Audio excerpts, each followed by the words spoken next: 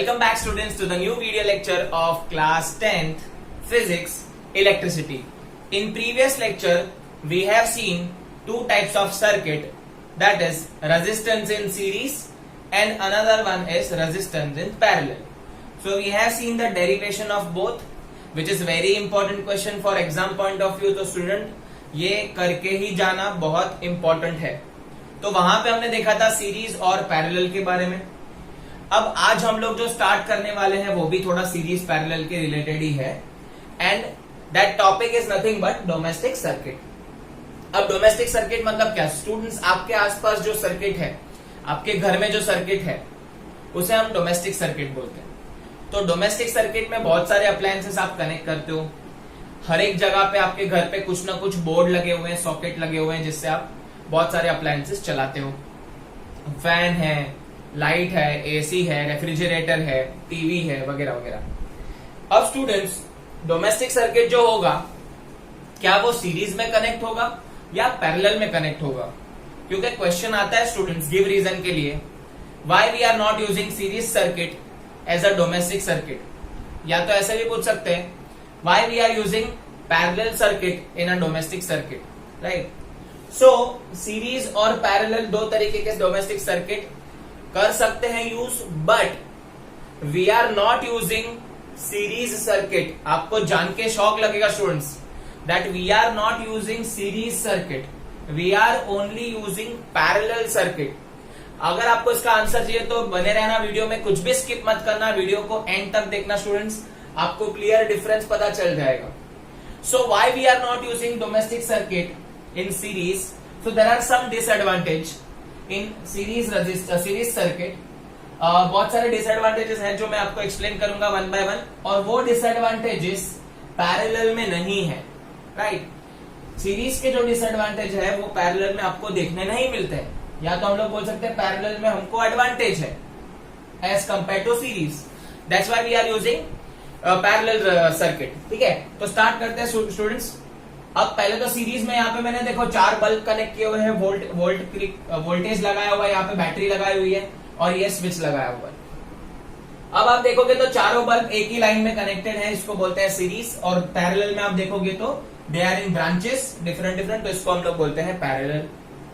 अब ये जो सीरीज में मैंने बल्ब लगाए हैं, अगर आपका घर का सर्किट भी सब ऐसे सीरीज में लगा होता, सब कुछ सीरीज में कनेक्टेड होता, तो क्या डिसएडवांटेज होता है वो स्टार्ट करते हैं. पहला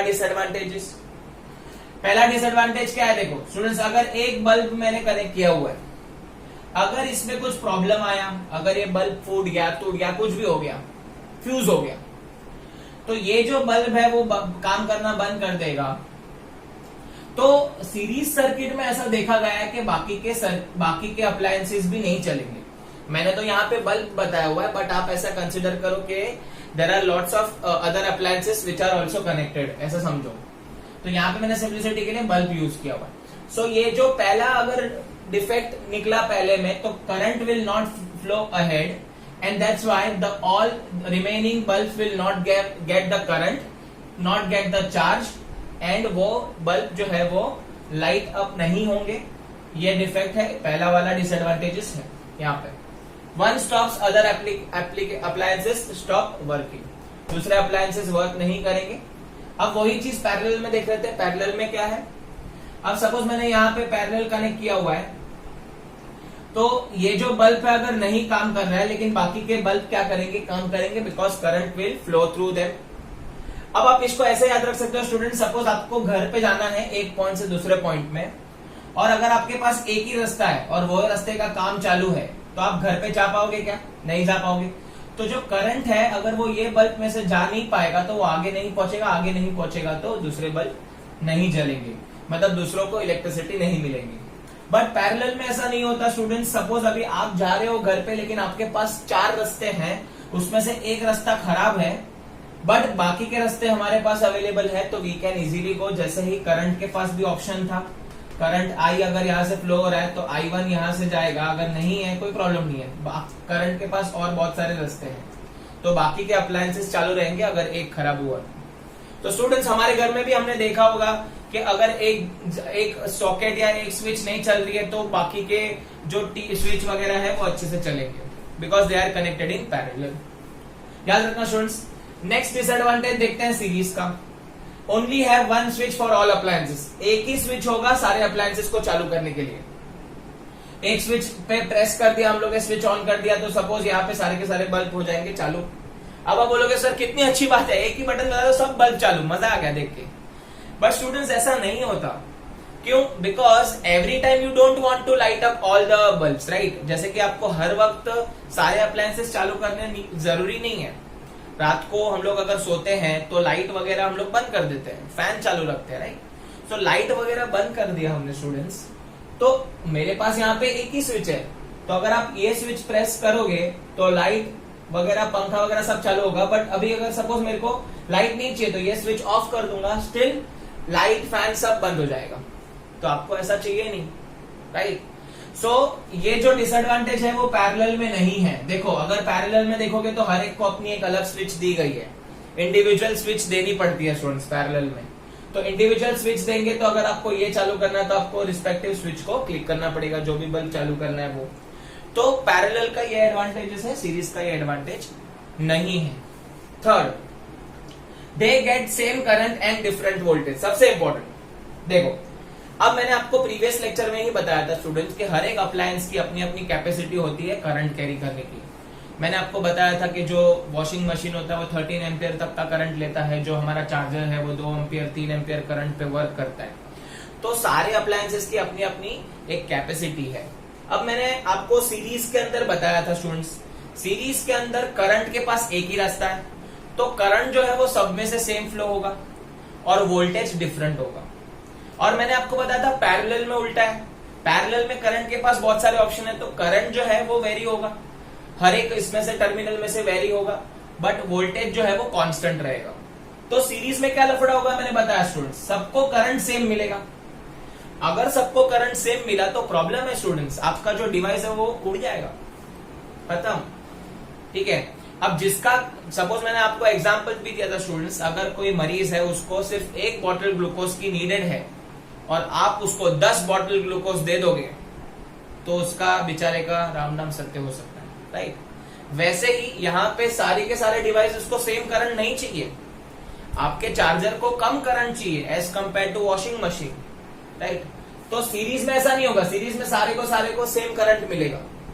तो अगर आपको आपके चार्जर को वॉशिंग मशीन जितना करंट मिला तो ऑब्वियसली और चार्जर विल बर्न, या इलेक्ट्रिसिटी वहां पे शॉक लगेगा या उड़ जाएगा ज्यादा ज्यादा। तो याद रखना ये सीरीज में डिसएडवांटेज है कि सबको सेम करंट मिलेगा तो प्रॉब्लम। लेकिन पैरेलल में ऐसा नहीं है, सबको अपने अपने हिसाब से करंट लेने की अलाउड है, जो जितना करंट पे वर्क करेगा उतना करंट वो चलेगा ऐसा। तो उनको सबको वोल्टेज सेम मिलेगा, जो सप्लाई आता है वो सेम मिलेगा, 220 वोल्ट का सप्लाई। सारे के सारे हमारे अप्लायंसेस 220 वोल्ट पे ही चलते हैं, आप कभी देख लेना।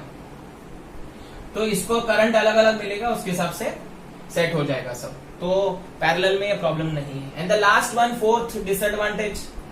अब मैंने आपको सीरीज के वक्त बताया था कि जो सीरीज का हम लोग फाइनल इक्वेशन निकालते थे तो R जो था total resistance in series was R1 plus R2 plus R3। तो सारे के सारे रेजिस्टेंस ऐड होते थे। तो अगर सारे के सारे रेजिस्टेंस ऐड हो रहे हैं तो ऑब्वियसली रेजिस्टेंस इंक्रीज होगा एंड जो करंट फ्लो है वो कम हो जाएगा। तो सीरीज में भी यही प्रॉब्लम है। तो सीरीज में क्या प्रॉब्लम है कि सारा का सारा जो रेजिस्टेंस है वो ऐड होगा तो करंट कम जाएगा, करंट कम जाएगा तो कुछ कुछ बल्ब अच्छे से लाइट अप नहीं हो पाएंगे या कुछ कुछ अप्लायंस आपके अच्छे से वर्क नहीं करेंगे if it is connected in series. But अगर वो पैरेलल में है स्टूडेंट्स तो कोई प्रॉब्लम नहीं है, क्योंकि पैरेलल में रेजिस्टेंस कम होता है। 1/R is equal to 1/R1 plus 1/R2 plus 1/R3। तो टोटल रेजिस्टेंस आपका बहुत कम हो जाता है, तो करंट अच्छे से फ्लो हो पाता है और सबके सब बल्ब को या अप्लायंसेस को चला सकता है। तो आई होप आपको ये चारों के चारों डिसएडवांटेजेस समझे। तो आपको ये भी पूछ सकते हैं कि what are the disadvantages of series या what are the advantages of parallel. तो आप इसको उल्टा कर दीजिएगा, उल्टे वे में लिख दोगे तो वो एडवांटेज हो जाएंगे। जैसे कि एग्जांपल में मैं बताता हूँ एक ही, one stops other appliances stop working. तो आप क्या लिख सकते हो, अगर इसको मेरे को एडवांटेज में लिखना है पैरेलल के तो क्या लिखेंगे, if one stop working other appliances will work smoothly, या एफिशिएंटली भी लिख सकते हो। ऐसे करके आप बाकी के चेंज करके उसको एलोबरेट करके अपना खुद का आंसर भी बना सकते हो। आप खाली मेन पॉइंट याद रखना, हेड पॉइंट्स याद रखो तो अच्छे से सबका सब आंसर लिख पाओगे। सो आई होप आपको समझा why we are using domestic circuit में पैरेलल हम लोग कॉम्बिनेशन यूज क्यों करते हैं, ठीक है। So as we have seen students, some of the appliances required more electric current and some required less electric current, and we have taken the example as charger, mobile charger requires 2 ampere or 3 ampere of current, whereas washing machine required 13 to 14 ampere of current. Now why it is so? Why it is like that one appliance required more electric current and other required less electric current? Because the appliances has to work, कुछ तो काम करना पड़ेगा, and this work is different for different appliances, right? अगर charger को compare करें washing machine से तो चार्जर को खाली आपका बैटरी चार्ज करना है, but if you want to compare a washing machine, तो वॉशिंग मशीन क्या करता है, वो बहुत सारे वर्क करता है आपके कपड़ों के साथ, वो पूरा रोटेशन वगैरह सब होता है उसके अंदर, right. So obviously the washing machine has to work more as compare to your charger, therefore we define the thing known as electric power. अब ये इलेक्ट्रिक पावर क्या है? सिंपल है, मैंने बताया था आपको प्रीवियस लेक्चर में कि इलेक्ट्रॉन जो है वो चार्जेस लेके जाता है और वो क्या करता है, वो एनर्जी पास करता है आपके अप्लायंसेस को, so that your appliance work. अब अगर मैं आपको सिंपल एग्जांपल दूं, मेरे पास एक 100 वॉट का बल्ब है, आपने सुना रहेगा स्टूडेंट्स, मम्मी डैडी आपको ऐसे बोलते रहेंगे, जाओ चिंटू बेटा 100 वॉट का बल्ब लेके आओ। तो 100 वॉट का बल्ब और 25 वॉट का बल्ब, सपोज मेरे पास 2 बल्ब है। अब ये 100 वॉट क्या है वो मैं आपको बताता हूँ, डोंट वरी अबाउट इट, वही हम सीखने वाले हैं। तो जो 100 वॉट का बल्ब है उसको मैं लाइट अप करूंगा और दूसरे 25 वॉट वाले को हम लोग इलेक्ट्रिक एनर्जी देके लाइट अप करेंगे, तो you will easily differentiate between this two, because ये जो 100 वॉट वाला बल्ब था उसके अंदर से आपको ज्यादा लाइट और हीट एनर्जी मिलेगा एज कंपेयर टू 25 वॉट वाला। तो इन दोनों की वर्क डन करने की क्षमता अलग अलग है, इसके लिए इनको जो चीजें हैं वैसे रिक्वायर्ड होगी। फॉर एग्जाम्पल अगर मैं बात करूं अपने टप्पू भाई कैरेक्टर की और द ग्रेट खली लंबू भाई की, तो अगर मेरा टप्पू भाई और ये लंबू भाई खली, इन दोनों का वर्क डन में बहुत डिफरेंस रहेगा, राइट। तो इनका वर्क डन बहुत डिफरेंस रहेगा। मैं कैसे कंपेयर कर सकता हूं, अगर इन दोनों को मैंने 10 kg का वेट लिफ्टिंग करने दिया तो ऑब्वियसली टप्पू भाई इजीली नहीं कर पाएंगे, बट खली भाई इजीली करेंगे, और उनका एनर्जी इनटेक भी अलग रहेगा स्टूडेंट्स, राइट। ये जो खली भाई है वो सब कुछ खाते एक साथ, उनका खाना एकदम पूरा थाली भर के, अच्छे से एकदम पेट भर के, और जो टप्पू भाई है वो हमारे छोटू से, वो क्या ही खाना खाएंगे एज कंपेयर टू खली। तो दोनों का अगर हम देखेंगे तो इनटेक अलग अलग है, फूड इनटेक अलग अलग है, तो ऑब्वियसली वर्क डन करने की क्षमता भी अलग अलग रहेगी, कैपेसिटी अलग अलग रहेगी। Now if we compare this two, हम लोग को एक टर्म मिलता है इलेक्ट्रिक पावर। क्या कैसे कंपेयर करना है इन दोनों को? सपोज मैं टाइम के फॉर्म में कंपेयर कर लेता हूं, ठीक है। अब इन दोनों को मैंने एक काम दिया, वर्क डन 100 kg उठाने के लिए, ठीक है, या तो 10 kg पकड़ लीजिए। तो जो खली है वो 10 kg with in a fraction of second time में उठा लेगा, बट टप्पू भाई शायद नहीं उठा पाएगा या उसको टाइम लगेगा ज्यादा उठाने के लिए। तो जो टाइम फैक्टर आता है वर्क डन के साथ, तब पावर इंट्रोड्यूस होता है students. So power is nothing but electric work done per unit time. कितना वर्क डन किया कितने टाइम में, वो हम पावर से मेजर करते हैं। अगर आपको मैंने बोला कि 100 वॉट का बल्ब है, तो इसका मीनिंग ये होता है कि 100 जूल ऑफ वर्क डन हुआ है इन 1 सेकेंड या इन 1 यूनिट टाइम। तो 100 वॉट का अगर बल्ब है, इसका मतलब उसका पावर रेटिंग है, ये पावर रेटिंग है उसका।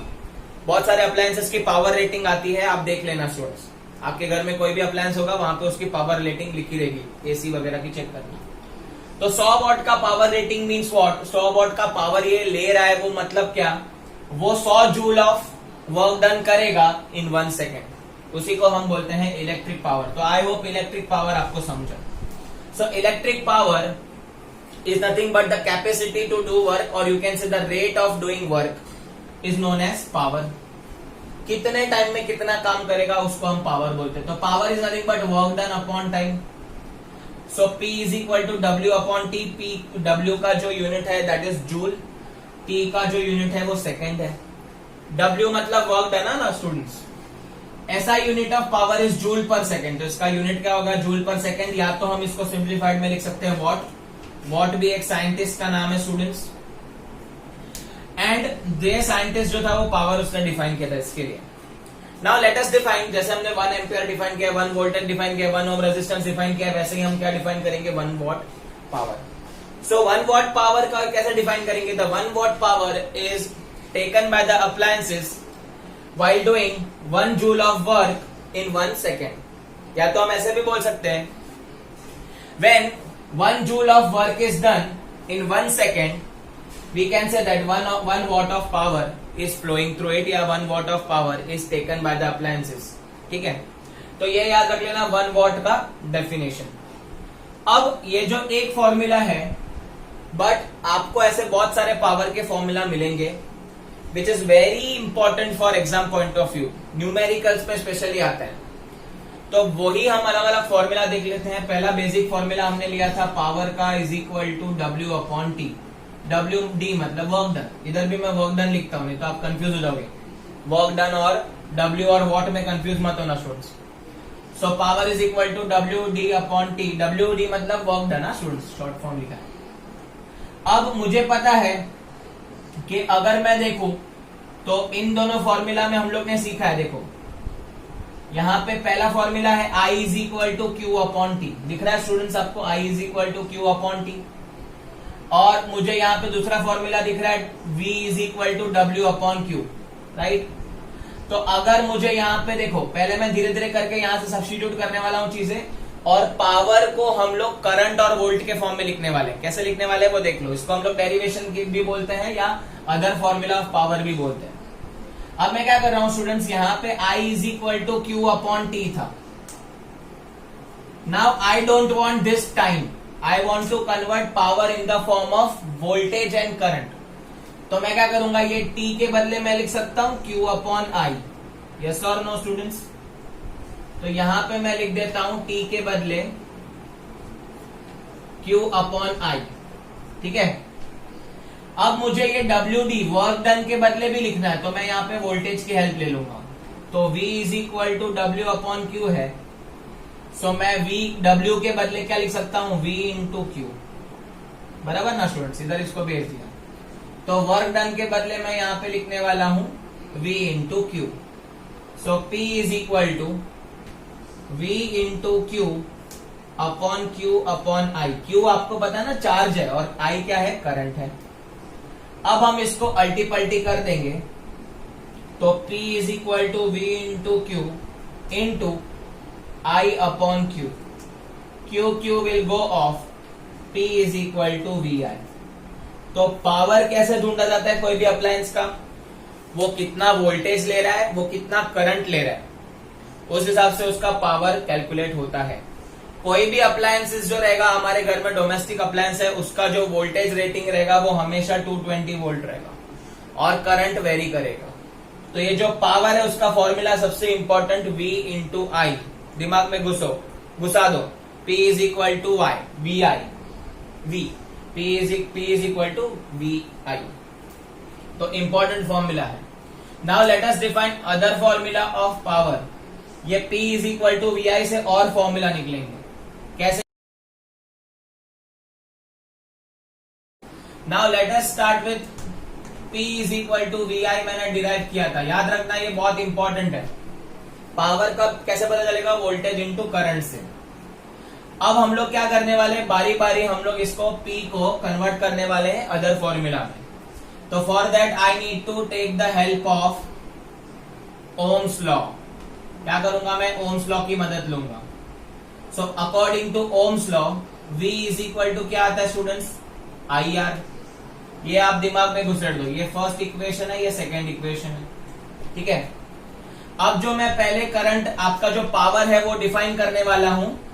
So power in terms of, हम लोग पावर को इन टर्म्स ऑफ देखने वाले हैं करंट एंड रेजिस्टेंस के फॉर्म में। सिर्फ और सिर्फ किसके फॉर्म में लिखने वाले, करंट और रेजिस्टेंस, मतलब आपका जो V रहेगा वो निकल जाएगा। कैसे निकलेगा देखो, कैन आई राइट V के बदले IR इसके अंदर डाल दूं, सब्स्टिट्यूट कर दूं, तो P is equal to V के बदले क्या डालना है हम लोग को, I इंटू आर। तो ये मैंने डाल दिया I इंटू आर और पहले से यहाँ पे I था, तो P is equal to I square R. ये हो गया आपका पावर का formula in terms of current and resistance. ठीक है, अब सेकेंड वे जो है उसमें हम लोग क्या करने वाले हैं, पावर को इन टर्म्स ऑफ, पहले अभी हम लोग ने क्या ले लिया, करंट और रेजिस्टेंस, अब हम लेंगे वोल्टेज और रेजिस्टेंस, वोल्टेज एंड रेजिस्टेंस। ठीक है, तो उसके लिए क्या करना पड़ेगा, हमारा जो ओरिजिनल फॉर्मूला है उससे स्टार्ट करेंगे, P is equal to V I, बराबर। अब I के बदले जो है हम लोग को I को निकालना है, राइट, V और R ही चाहिए, तो I को निकालने के लिए क्या करना पड़ेगा, V upon R। So P is equal to V into, I के बदले लिखेंगे V अपॉन R, तो पावर का फॉर्मूला हो जाएगा V into V square upon R। तो ये हो गया दूसरा फॉर्मूला। तो आपको टोटल ये पहला फॉर्मूला इंपॉर्टेंट है स्टूडेंट्स, ये वाला फॉर्मूला इंपॉर्टेंट है इन terms of current and resistance. Current resistance से तो वोल्टेज नहीं आएगा, फिर इन terms of voltage and resistance तो यहाँ पे करंट नहीं आएगा, तो याद रखना नो वोल्टेज, यहाँ पे नो करंट। तो ये एक फॉर्मूला ये हो गया, एक फॉर्मूला ये हो गया, और मेन फॉर्मूला तो है P is equal to V I. So I hope आपको ये पावर के अलग अलग फॉर्मूला समझे, ये हम लोग बोलते हैं इसको डिराइव करना। तो ये पावर के फॉर्मूला को डिराइव किया हुआ है, आपको कोई डेरिवेशन नहीं पूछेगा एग्जाम में, या तो आपको 1 मार्क के लिए पूछ भी लिया तो आना चाहिए कि आप पावर को कन्वर्ट कर दो इन टर्म्स ऑफ करंट और रेजिस्टेंस और इन टर्म्स ऑफ वोल्टेज और रेजिस्टेंस, तो आना चाहिए। But rather we are using this formulae in exam for numerical purpose only. ठीक है, so I hope you got this. Let us move on to the last parameter of this chapter. पक्का student last है, बहुत सारे parameter समझे हैं हमने, मुझे पता है स्टूडेंट्स।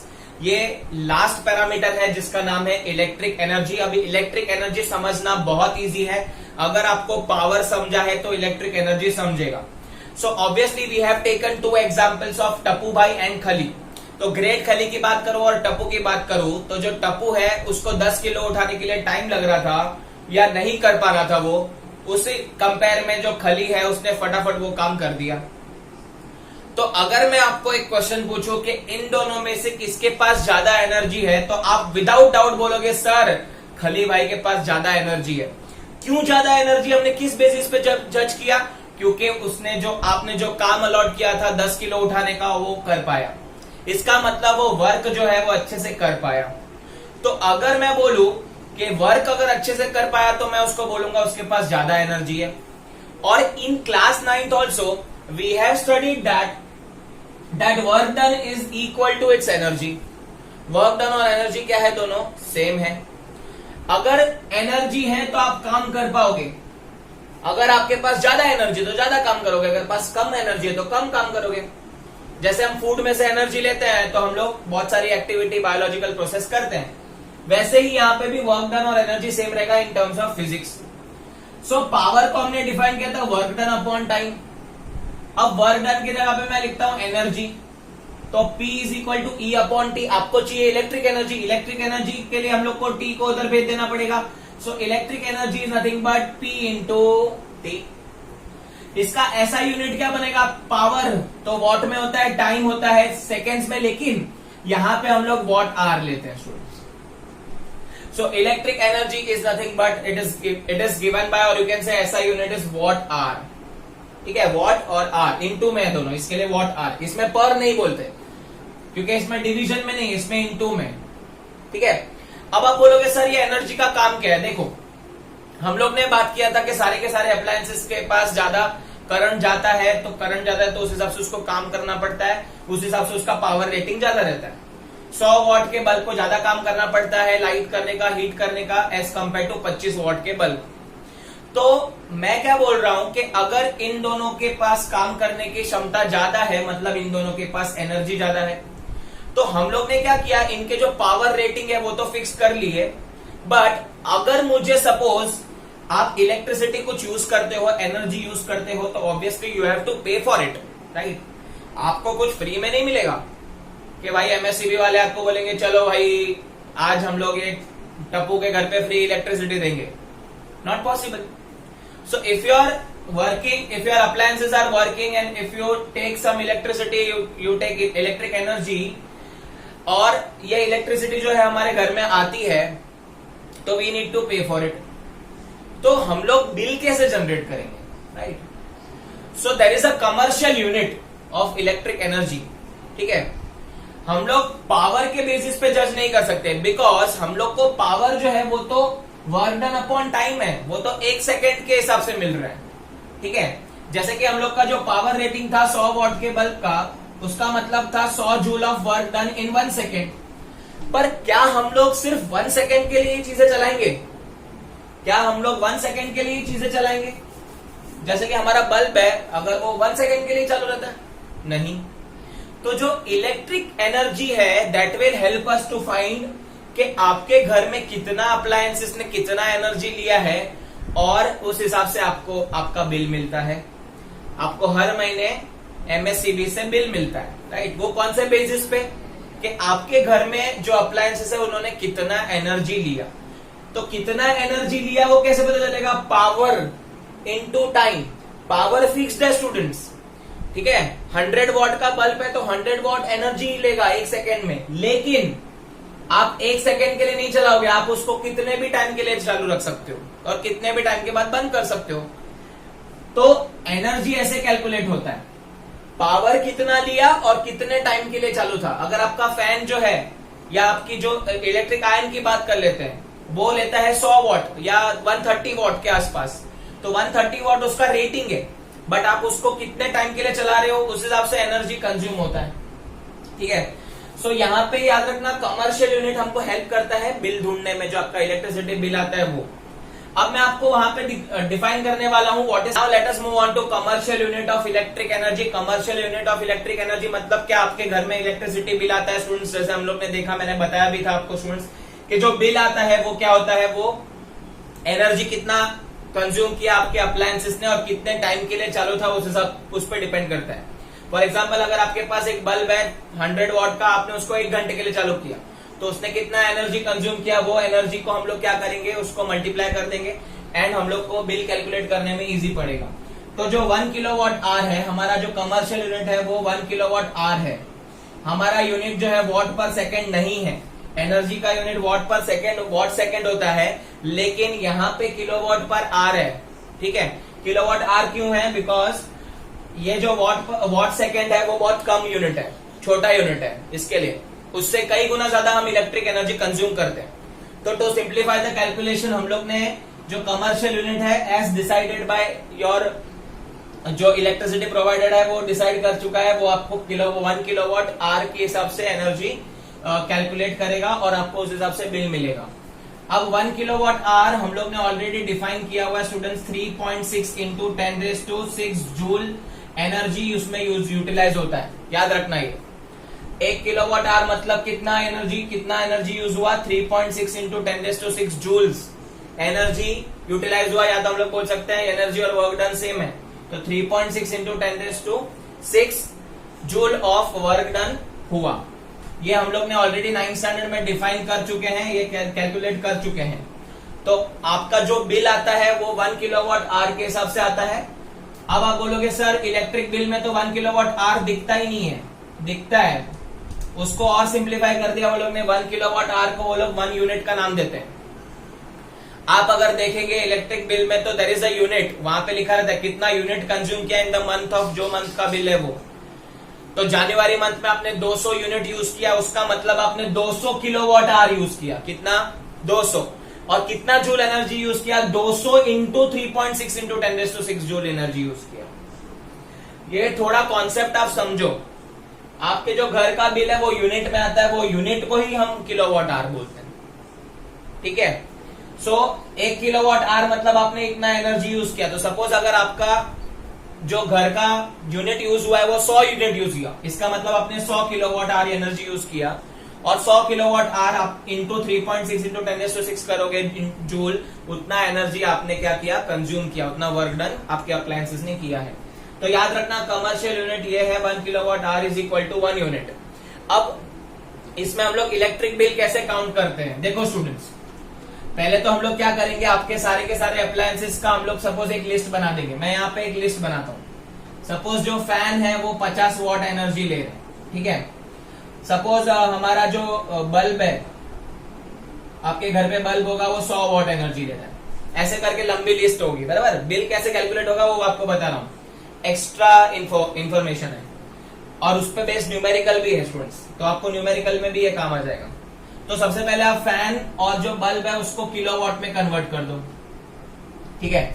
अब इसको किलोवाट में कन्वर्ट करेंगे तो 50/1000 करना पड़ेगा, तो ये कितना आ जाएगा 0.05 किलोवाट, और बल्ब का आ जाएगा 0.1 किलोवाट, ठीक है।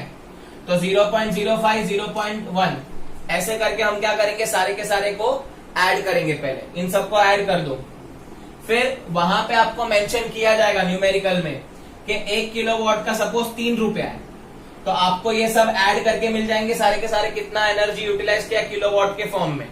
फिर आप उसको मल्टीप्लाई कर देना 3 रुपीज से, ठीक है, तो आपको बिल कैलकुलेट हो जाएगा।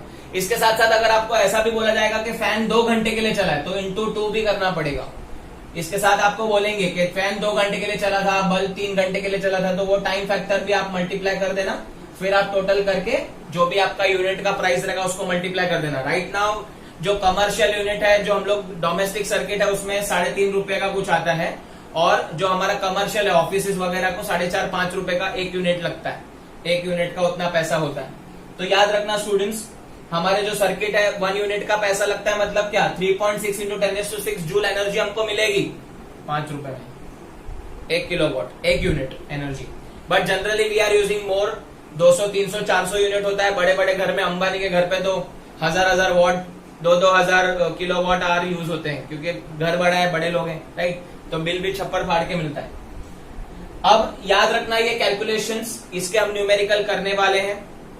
अगर आपको ये वीडियो पसंद आया है तो प्लीज इसे लाइक कीजिए स्टूडेंट्स। अब तक आपने इसको सब्सक्राइब नहीं किया तो इसे सब्सक्राइब करिए। मैं अच्छे वीडियोस लाते रहूंगा, मैं रिवीजन के भी वीडियोस लाऊंगा।